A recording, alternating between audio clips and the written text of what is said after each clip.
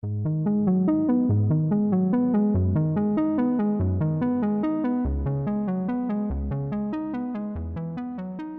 are going to be those new economies? Because building an economy on something that is being phased out internationally, it's not just a South African problem, it's an international global problem. So there's a huge opportunity for the country in terms of the hydrogen economy. But I think we'll need to proverbially, crawl, walk and run. And it's probably going to start with fairly mature technologies like battery electric vehicles. And then it will transition into, for example, hydrogen electric vehicles.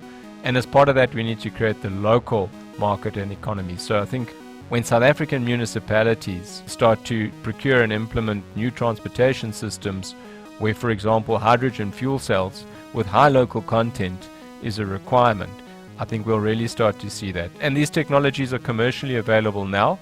They're not necessarily being manufactured in South Africa. So a lot about what we're talking about is then the localization and creating those new industries. So it would take us a year or 2 or 3 to get there, but certainly there's a lot of opportunity in that space.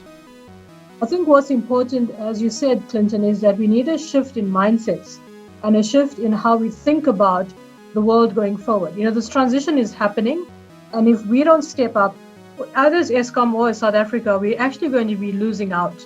So I think the world is transitioning, and what's important for us to realize is that there are new opportunities, new industries that we need to get involved in, which is why the whole issue around, transitioning and taking the opportunities and getting the local manufacture for panels, for example, or local job creation, localization of these things is so important, because we need to get on the bandwagon. Otherwise, we will be left behind.